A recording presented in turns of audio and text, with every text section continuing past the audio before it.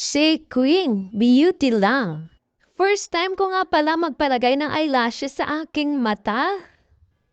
Napakaganda nga dito guys, napakaliwalas niya, pink ng pink, ang ganda ng kulay at ang mabait pa ng mga tao dito. Napakalinis nga ng loob ng kanilang salon at madi-relax ka talaga.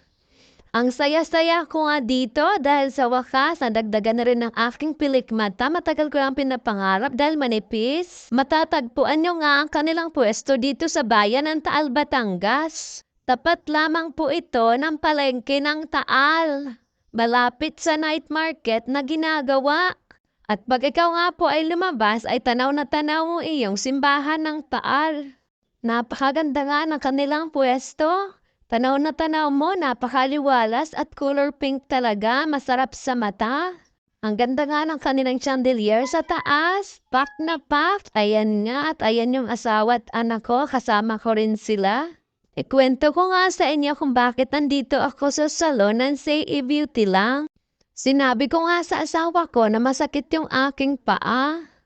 Tumutusok na talaga yung ingron sa gilid ng aking hinlalaki ng aking paa. At ang sabi niya, may bagong open daw na salon dito sa tapat ng palengke. At ito ang si Queen Beauty At ang lang. akala ko naman ay sinabi niya lang, hindi niya naman sinabi na dadalhin niya pala ako dito.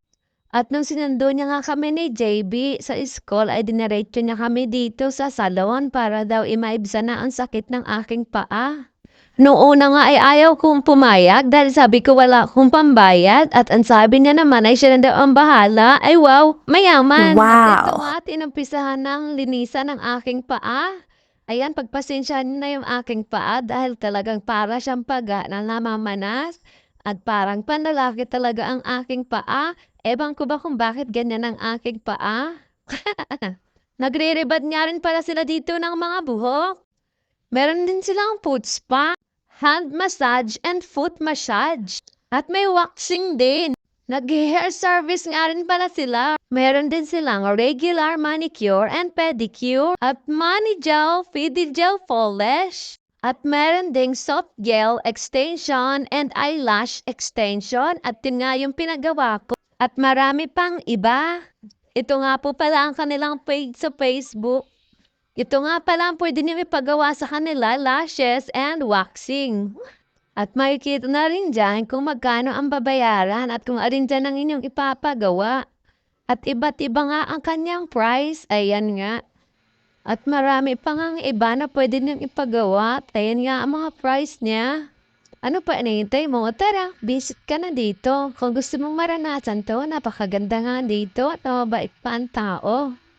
Dito lang yan sa Sea Queen Beauty lang. Ano, magpapahuli ka pa ba?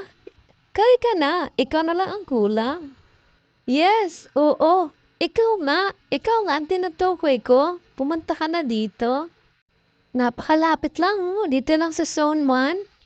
At uulitin ko, sa tapat nga lang po ito ng Taal Market, dito sa ginagawang bagong night market. Ayan, sa Taal Market. Alam ko, gusto mo rin. Ala, say-say na din eh. At alam kong ikay gusto mo rin eh. Inaantayan ka na. Sige na, punta na. Punta na din eh. Ay ala eh. Ano pa kang hinihintay? Ari say na. Din eh. Ikaw ay pumunta na din eh.